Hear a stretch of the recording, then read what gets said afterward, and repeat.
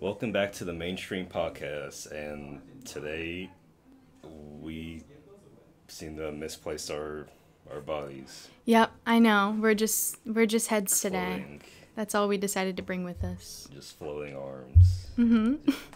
But today, for this extra spooky podcast, we are going to discuss. Well, first of all, my name is Ian Stewart. I am the opinions editor here at the Lions Roar, and today. I'm Ava Saladino. I'm the arts and entertainment editor for the Lions Roar. And we're going to kind of start talking about some Halloween spooky movies that we enjoy. Yeah.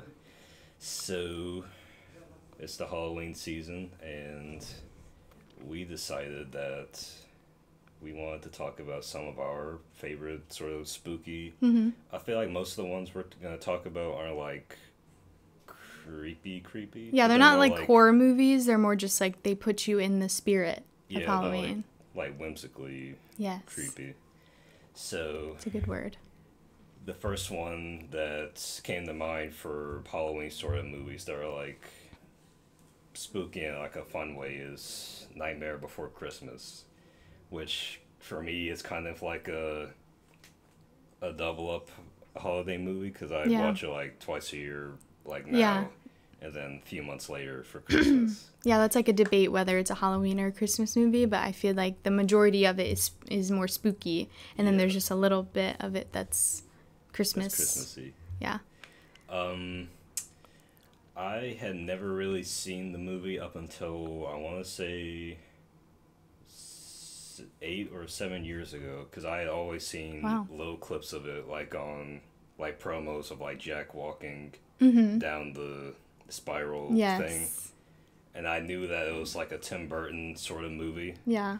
Even though I know that he didn't direct it, I know that's a nice little trivia thing. Mm-hmm. But I was always interested because it looked really good, and I like stop motion animation. Yeah. It's like always impressive most of the time. Yeah. Thinking about how much time it took to make it as a whole makes you like appreciate watching it and all the little scenes and all the characters and how they move and stuff. Yeah. And it's like sometimes you'll watch a scene and you're wondering, like I'll wonder how they, because like when Jack at the beginning of the movie he dives into the fountain. Yeah. And I know like listening to people who do stop motion, they say like liquids and water are like super difficult. Yeah. I don't even know. I can't wrap my brain around how they even begin to do that. But I watched it and I really loved it. And it's probably, I'd say it's one of my favorite movies. Like just ever? Yeah. Wow. I don't know how high it would rank, but I put it at least top 15. Wow. Yeah. It's definitely, I think the score is what gets me, like the music from it in general. Danny Elfman does the music for that, I'm pretty sure, as he does with all the Tim Burton style movies. And like, I think that like the music is what gets me to really love the movie and gets it to feel Halloween-y for me. Yeah. So that's probably my favorite part about the movie in general. I think he also did the singing voice for Jack Yeah. I forget he like voices some of it too. I forgot who does the actual voice for Jack, but I know Danny Elfman did the singing voice for him. And yes, beautiful voice. Yeah. I love all the characters. I love Sally's dad. I forget his actual name, but he's like the scientist guy. Finkelstein? Yeah, it's like some kind of like science-y name. But I thought his character was really like awesome, and I love the part whenever he I think he's trying to poison Sally, or Sally's trying to poison him, and she drinks out of the like slotted spoon, and like the green goo just looks like weirdly appetizing. I don't know. I find it to like look kind of like I kind of want to eat it. Yeah, looks like slime. Yeah. I like Sally too. I feel like, because it's not like, I wouldn't call it like I mean, it is a romance, but it wasn't. Yeah. I feel like they could have shown it a little more, but I feel like Jack had too much. Yeah, it wasn't a to cliche romance. Yeah. Yeah. It was more like him or her rather looking out for him, trying to keep his head on straight. Mm-hmm. Definitely. Even though he can. Yeah, take like it our off. heads, Yeah, exactly. And our arms too. Let's see what else. I also like the music. I think Jack's Lament, Jack's Obsession, and I forget what the last song is called. The one where he's in the graveyard. Poor Jack. Yeah, yeah. Oh my gosh, yeah. All three of them have Jack's name. I just realized. They're so good. Yeah. Yeah, like standalone. Just like I would listen to those songs, just like on the road or something, because they're that good. And I love, obviously, or what like the first song. This is Halloween. Yeah, that one obviously, is really awesome. And all the different like little characters in the beginning, how they're kind of like. I like that it's like scary, but from like a child's perspective. Yeah. Like all the characters are characters that you would think of whenever you're little, which is kind of why it's like nostalgic. Like it's a weirdly nostalgic movie too. Like witches and werewolves. Yeah, and there's like the guy under the stairs and like the guy under the bed, like snakes. Yeah. I thought that was really creative to not do something that like a adult would be afraid of, but what a kid would be afraid of. I feel like that's the best part of like just creativity, like and like this movie and the one that we're gonna get to afterwards. Mm-hmm. Like one thing that Tim Burton does really well is the imagination. Cause I know like a lot of people, cause he wrote he came up with the initial story for this, Mm-hmm. and I know movies he's done later on, people have kind of criticized it being more style over like substance. Yeah. And I've seen like half of his movies, and I feel like there's like enough story where it's like you can follow what's happening. Yeah. But it's kind of hard not to. I mean, I get what people mean when they say it, but like.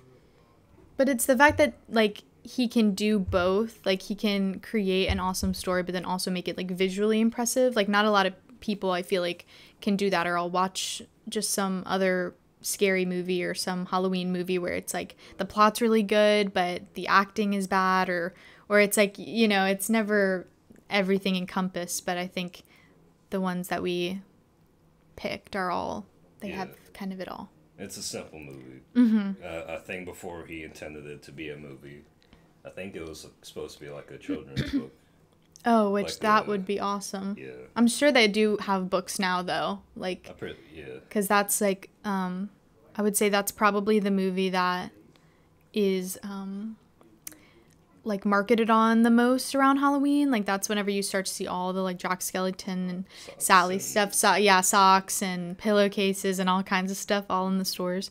But rightfully so. I feel like I've reached my peak with like Jack Skellington stuff, because I have like. You have a collection.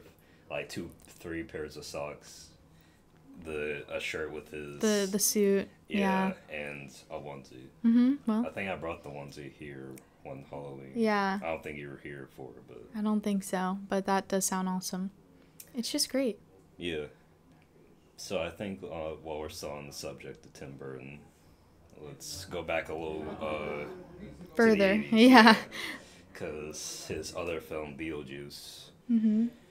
I feel like it kind of, cause I think this is not a second movie, but like his first, like second big film. Yeah, oh for sure. Yeah, he did a bunch of like shorter animation things, I'm pretty sure, but this was like one of his biggest projects. I think Pee-wee's Big Adventure. Mm-hmm. Yeah, which like people, you don't realize that that's like in the same realm, and then you hear that and you're like, oh, okay. Yeah, and this kind of. Like, you've seen some of his, like, future movies, you can kind of see, like, some of the little trademarks that he usually is known for. Like, I remember, like, at the start of the movie, like, the main theme is very... Because I heard that music before. I didn't know it came from Beetlejuice. Mm-hmm. Yeah, it's a very iconic little reel.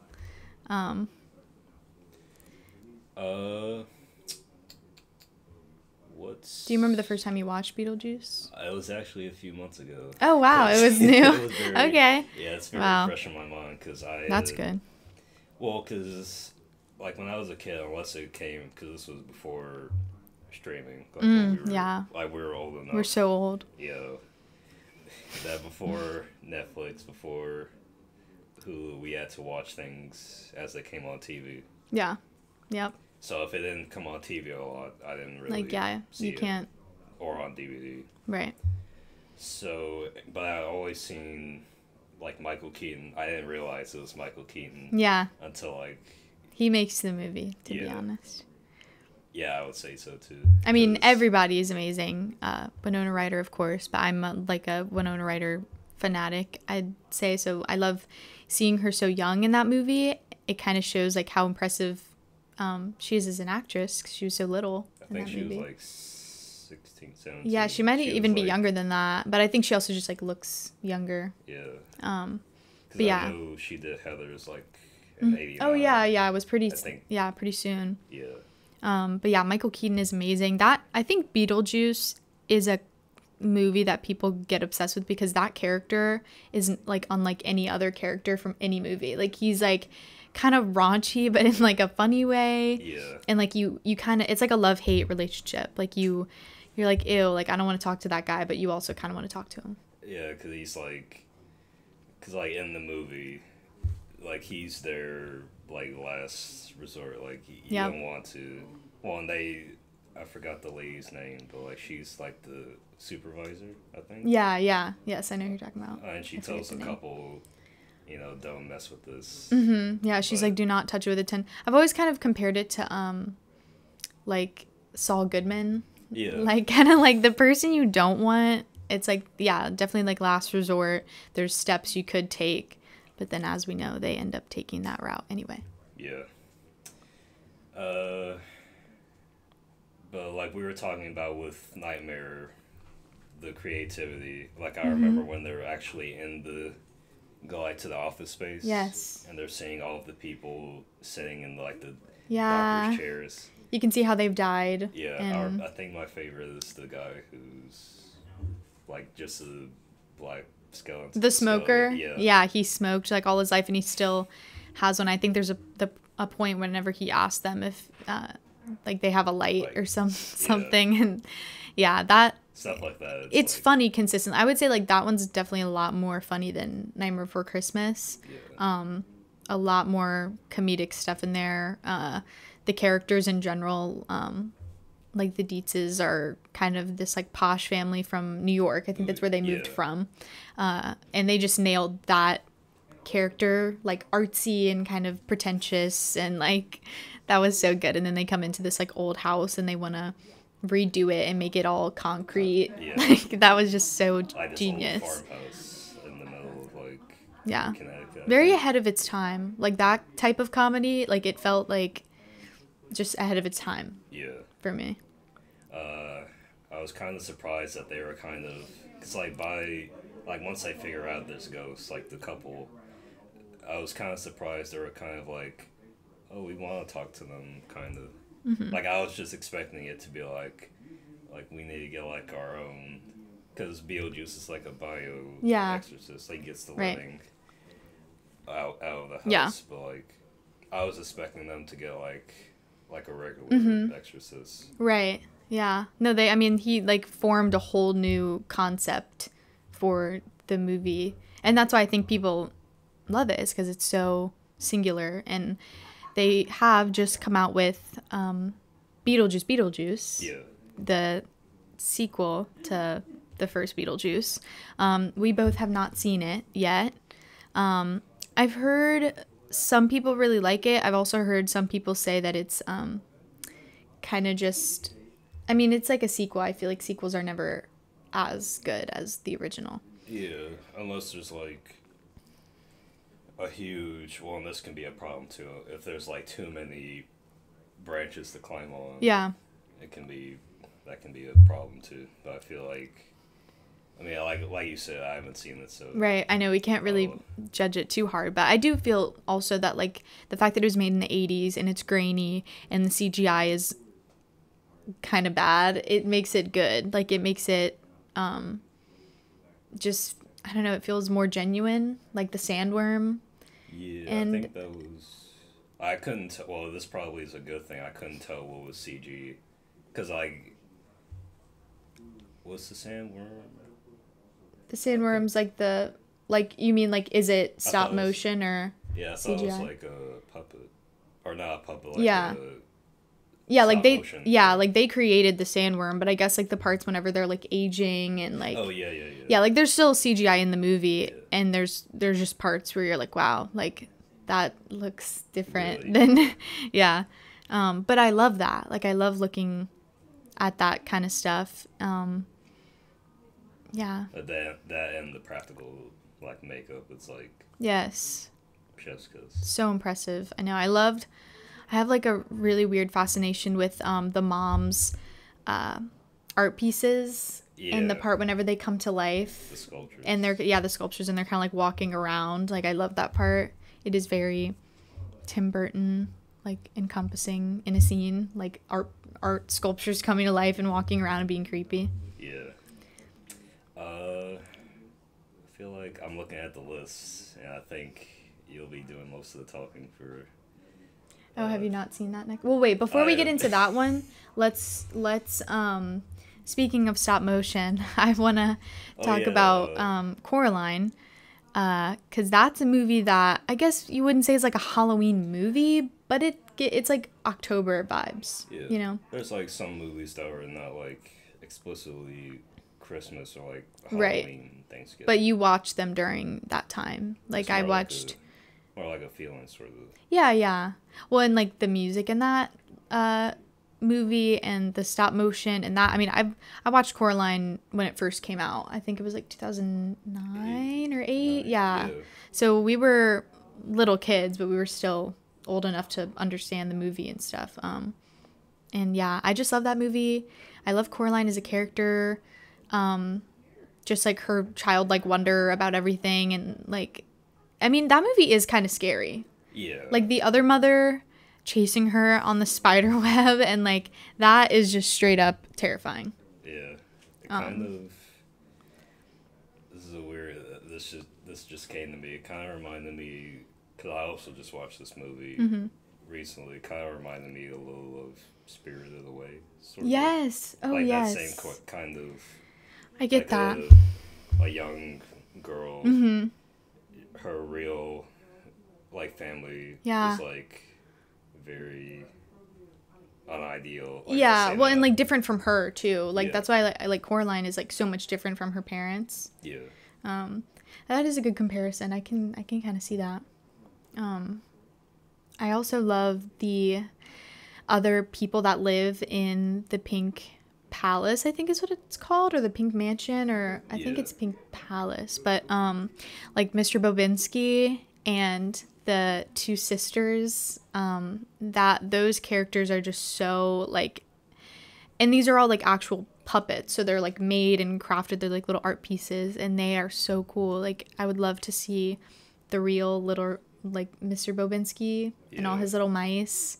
That whole scene was so impressive, and all the little mice jumping around the circus, and that was really cool. I feel like stop motion is like a little more, because it is so difficult. I feel like once you see something that is like super impressive, like it's more like it stands out more than like something that looks really good in like CG. Yeah. Because like a CG movie like Frozen has some like beautiful shots in it. But right. It's like the fact that like in a stop motion movie, it takes so long. Yeah. And you have to be so precise. Right. Well, with movies now, you like expect it. Like you expect quality, I guess, which is like, I don't know. That sounds kind of. I don't know. You expect to be blown away. Yeah, like I expect a new animated movie to look good. Like I expect to see every strand of hair and like, you know, because that's just what they've, you know. Like dimples on people's faces. Because I watch, like I see some movies now where like if they turn around, I can see the, like peach. Yeah. That's so. Like going back to movies from, I mean, even like the early 2000s, because that's when it kind of started to grow, but stop motion is just like a whole other thing. And it's not really a Halloween movie, and we don't have to get into it because it wasn't on our list, but like Wes Anderson movies, like Fantastic Mr. Fox, that's a stop motion movie that's newer, I guess you could say. Not really, I guess it's kind of old now. That's a really great movie.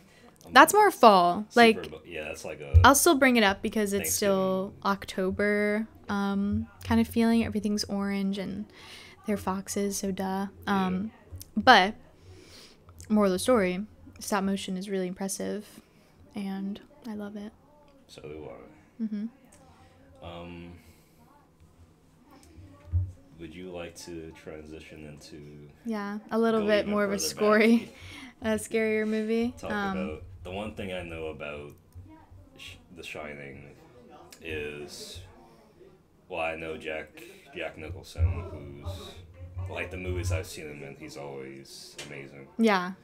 I know his performance just from, like, cultural is great. That's a classic movie at this point. Like, everybody loves it. And I know, like, the line, here's Johnny, yeah. The Shining is really awesome. I first watched it in high school because, like, I just wasn't obviously really big into, like, creepier movies until I was a little older, but and I thought that it was gonna be a lot more scary. I would say it's definitely more like psychologically messed up than like there's no jump scares or, you know, any like creepy dolls. Like, it's not really like that type of movie. It's definitely more like psychologically freaky. Yeah, it's like a thriller. Yeah, like a thriller. Thrillers are more psychological. Yeah. Like, and even if they are like hack and slash, it's more like grounded in a way. Yeah. I think the setting of that movie is kind of like what really makes it. I mean, the characters, the acting, everything is obviously amazing. The concept of The Shining and all that stuff, but the setting of like this huge hotel in the dead of winter, like, already just gives you like the creeps. And I forget what hotel it is. I don't know if it's Overlook Hotel. Yeah, but it has like a real name. And it's still open. Like, you can go to it. My sister, I think, when she went to Colorado, she went and saw it. Maybe it is just the Overlook Hotel. No, I don't think it's a real... It is. Something's real. There's some part of the movie I thought, like... Oh, okay, it's based on the Stanley Hotel. That's what it is. Okay, so it's based on it. Yeah. Stanley Hotel for Stanley Kubrick. Yeah, exactly. Yeah, wow. What a connection. The Shining is really cool. Jack Nicholson does a great job. Shelley Duvall, rest in peace, does an amazing job. And I know, like, it's kind of been publicized now that Shelley Duvall kind of struggled during the filming of that movie because it was, you know, psychologically trying on her. Yeah. And I think, like, the making of the movie was a little unregulated. I think, like, movies when they're made now, like, they're taking into account the actor's mental health. I don't think they were doing that in 1980. And maybe like a really small production, like not like A24 indie, but like real. Yeah. We have like 80,000 in the budget. Mm-hmm. Right. We got like half a month to film. Yeah, I couldn't imagine. Yep. But the product is amazing, and I love the costumes. I mean, every single year you see like them as like people dress up as them. I don't know. It's just, you'd have to watch it to like really understand it. Like, I definitely will. Like, I can explain like the fact that it's definitely creepy in a psychological way. The music is kind of eerie. Like, you just feel eerie the whole time. And there's, I guess, parts of it, like there's a part where the hotel doors, the elevator doors open and blood just kind of like flows out. I feel like I've seen that clip before. Yeah. It's like which I don't even know how they filmed that, but it was like obviously gallons and gallons of some kind of red substance. We're going to say it's blood. Pooling out of the elevator doors, like what, and people like deep dive and try and figure out, what does it mean? But I'm like, I don't know. I just think it's creepy and cool. Yeah. Which is a good thing. People put milk in lockers, I guess. Milk in lockers? Anyway, okay, I was gonna say, but I'll say this: I'll watch it tomorrow. okay, yeah, definitely for Halloween. We're 7 or 8 days away from Halloween. Yeah. So 25th, 6th. Yeah, so it is getting really close. We've been prepping in the office to get all spooky, dress up in costume, and hopefully we can all get together and watch more Halloween-y movies together. Yeah, maybe some super. I remember this isn't on the list, and I'll just say before we close out, I saw Smile 2. Oh my gosh, you did? Yeah. Oh, I want to see it so bad. I had never seen the first one, and I was Really? worried that I'd be lost the entire time. Oh but my it's gosh. like totally separate. Well, Really? Like kind of standalone? yeah, there's like one character that's from the first who's in the second. Mm-hmm. But it's like it's totally a separate Really? thing. I've been... Okay, yeah, before we close out, Smile's a really good movie. Yeah. That's a scary movie, though. And there's one part in the start at the beginning, because Naomi Scott, Yes. she's the main character, and she goes to see a guy, and by the end of the scene, That was her first mistake. Yeah. And so Jack Nicholson's son is in that movie. That's, which you can kind of tell just by his face, because he looks just like his dad. Like the guy when it's her boyfriend. The one whenever she's like speaking on the stage and he comes out of the crowd and smiles at her. Oh. That's Jack Nicholson's son. I didn't know that. It's baby Nicholson. He's great in it. Oh, you say it now, like I kind of... Yeah, you start to pick, well, in the smile, because like Jack Nicholson does the Kubrick stare, through his eyebrows in The Shining, and so that's a good parallel in that movie. That's definitely a scary movie, though. So I'm going to say that that's not a Halloween movie. That's like, it's scary, and I like horror movies. If you like... And that one is like scary. Like I didn't have nightmares, but it stuck with me. Like the monster in the first movie. Yeah, you need to watch the first one. I've grown more, because I've grown to like super intense horror movies in the Who was that? Aaron, you can clip that. I've grown to really like... That was Miss Loring. Oh. Our boss. Yeah. I've grown to like really intense horror movies that are like super just like... Like, yeah. Yeah. They really get you. Yeah. Yeah. I take them a lot better than I thought, because as a kid I was like spooked by a lot of stuff.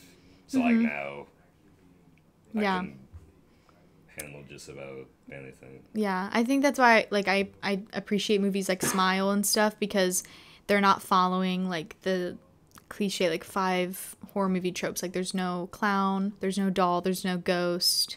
It's no like demon. Yeah, like there's always, which not that those movies are bad, and I do like movies with those in them, but as far as new scary movies, I always look for ones that have created their own like new scary thing, and that's a really good one to really get you spooked if you really want to be spooky. Yeah, that's what I liked about it. It was very unique, like the... Yeah. Yeah. But, we hope that everybody goes out and watches their own spooky movies, or if you don't like spooky movies, watch a happy one, and just have a happy Halloween and stay safe. Watch Halloween. It's called Halloween. Yeah. Town. Halloween Town. There's also a movie called Halloween. Watch a Mickey cartoon. Yeah, if you get a little too scary, or like watch it with the lights on, or watch it during the day. Yeah, and manage to keep your body, or you'll end up like we did. Yeah, I know. Oh my gosh, that was really terrifying. Big mistake. So while we find our bodies, I guess we'll end it here. Yep. I'm Ian. I'm Ava. We're from the Lion's Roar, and have a happy Halloween.